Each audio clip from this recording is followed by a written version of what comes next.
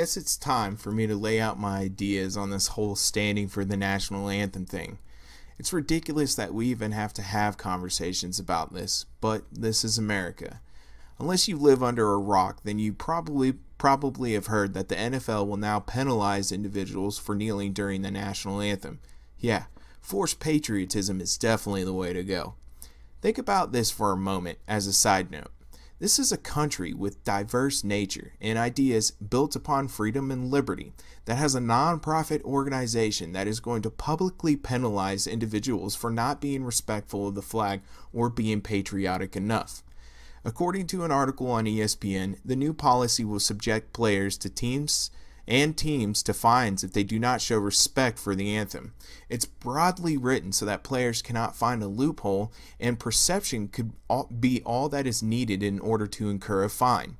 We want people to be respectful of the national anthem, Commissioner Roger Goodell said.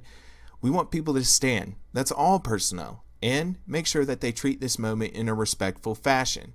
That's something we think we owe. But we were also very sensitive to give players choices. Granted, they have allowed players to sit in the locker room, which is almost degrading to them. They will be ostracized for wanting to express their discontent with the current situation in our country. This also alienates the individuals that wish to show their respect and choose to do it by kneeling. Kneeling expresses a form of reverence and submission. It's completely respectful. I find it funny that many people have slogans that say, "I kneel for Jesus," and stand for the flag. Why is it okay to kneel for Jesus but not the flag? Oh, because you don't agree with their opinion for doing so. So then you must dictate how they can show their respect? I think you should stand for Jesus too. Why do you disrespect Jesus by kneeling? That was sarcasm. I don't think you should even believe in Jesus, but let's move on. I don't want to talk about if the NFL is right to do this or not. I don't want to talk about free speech either. Both of these things are beating a dead horse. I do want to point this out, though, how our president responded to this. Some breaking news while you were in there. The NFL has made a decision on something that means a lot to you and a lot of other Americans. The the owners have voted unanimously to approve a new national anthem rule that says if you're not going to stand, stay in the locker room. If you go to the field, you have to stand. If you have a protest, your team's going to get fined. This is the first time you're hearing this. What's your reaction, Mr. President? Well, I think that's good. I don't think people should be staying in locker rooms, but still, I think it's good. You have to stand proudly for the national anthem. Well, you shouldn't be playing. You shouldn't be there. Maybe you shouldn't be in the country. You have to stand proudly for the national anthem. And the NFL owners did the right thing if that's what they've done. No, you don't have to stand proudly for the national anthem. You may do whatever you want because I support your freedom and liberty to do so. No one should be forced into patriotism or to love one's country. Isn't this why libertarians and the right advocate for the free market of ideas? That when you come to the conclusion yourself, that idea means much more. So now it's okay to force certain ideas because you say so? Or because a bunch of individuals died while fighting under that flag? Now before you say anything, I'm a combat veteran. I've fought under that flag. I've taken a bullet under that flag. Do I care if you stand or not? No, because I love that you have the ability to make that decision, that you can use your own reasoning and rationality to come to your own conclusion. Fuck tradition. That flag is just the physical representation of an idea. My fellow veterans fought for that idea, which so happens to be an accumulation of ideas from past fallen societies. Because you don't stand for the flag, then you shouldn't be playing or live in this country. This is the kind of language that scares me. It's the manifestation of a terrible form of nationalism that I will explain a bit later. They are paid to be athletes. They are paid to play a fucking sport.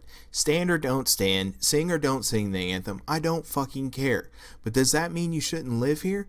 No, because it's just a tradition. Traditions die and fade out. It's sad that we have a president who is supposed to represent all people in this country, and this is what he had to say. Obedience. I demand and command obedience. You want people to love this country. You don't do it by enforcing it with rules and penalties. That's how you create resentment. That's how you create a division in the public. The NFL owners did nothing but pander to Trump and his base, and this is why I have a problem with it, because it's not genuine. Initially, the playing of the anthem was only done during the 7th inning stretch in baseball. The stadiums were already having problems with poor attendance and unenthusiastic crowds. Normally, a military band is on hand to play the Star-Spangled Banner. Someone noticed that people got really excited when it started to play. So after a couple of games of observing the behavior, they decided to make it a part of pre-game activities. This increased ticket sales, attendance, and overall energy of the games. What does this mean? That the playing of the anthem had nothing to do with showing respect or patriotism. It was a ploy to get people more interested in baseball. Fast forward to today, and the NFL seems to be making the same move by making it a controversy by requiring individuals to participate. The NFL hasn't been doing too well recently, and this could just be a marketing gimmick to increase viewership and ticket sales. I highly doubt it has anything to do with respect for the flag, but money, because money speaks louder than anything. Earlier, I said I would talk about the terrible forms of nationalism that I see gaining influence. Civic nationalism is a form that I feel is the least destructive to liberal thinking. It is defined as an association of people who identify themselves as belonging to a nation, who have equal and shared political rights, and allegiance to similar political procedures. It is claimed to be compatible with liberal values of freedom, tolerance, equality, and individual rights.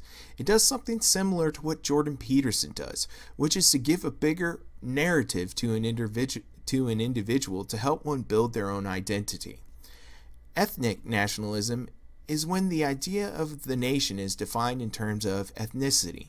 The central theme of ethnic nationalism is that nations are defined by shared heritage, which usually includes a common language, a common faith, and a common ethnic ancestry. This doesn't necessarily imply ethnic superiority, though. The last one I'll mention for time's sake is religious nationalism. I feel that this is the most dangerous. It is defined as a particular religious belief, dogma, or affiliation where a shared religion can be seen to contribute to a sense of national unity, a common bond among the citizens of the nation. This would be the majority of religious countries like Saudi Arabia and Iran who practice Sharia law. This means that the laws of the country are grounded into religious documents that can never be changed since they are considered the word of deities. I would say the United States of America has something similar to that with the Constitution as the founding fathers and the deep marriage of God and state. I detest all forms of nationalism because it undercuts the idea of free thinking and liberalism. How can one be free thinking if they ascribe some of their identity with the concept of a nation? That means you will always have a particular bias towards your own country, which may cloud your ability to think about situations from multiple perspectives. Don't get me wrong, I love my country, but it's a love more akin to a deep friendship. I can criticize my friends in hopes of making them better people than they were yesterday. I expect that sometimes they will fail me, and they will need a lot of forgiveness because they are human beings after all. I also understand that one day they will die. Do I know how long the United States will last? No, I don't. So I must come to terms with something that is finite. I also must understand that I cannot become too attached to a place I call home, or at least the physical aspects of it. One day it may cease to exist, and then that attachment will cause pain because of a failure to understand what home actually means. Home is where you lie your head at night. It's where your heart is. It's the place in which you can create memories, not the memories themselves. You're probably wondering if I stand for the anthem. I don't. For a myriad of reasons, I don't, and I began this practice way before Colin Kaepernick came about. I don't like to be forced to do things, and if I have the choice, I will more than likely go against the grain. Tell me I have to stand, and I will sit just because I can. This is what policies like what the NFL just proposed will spread. I don't say the pledge either. That's one of the worst things ever to be used. Its history is terrible, but I won't get into that.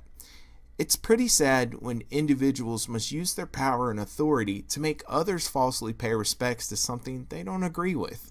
Welcome to America, land of the free.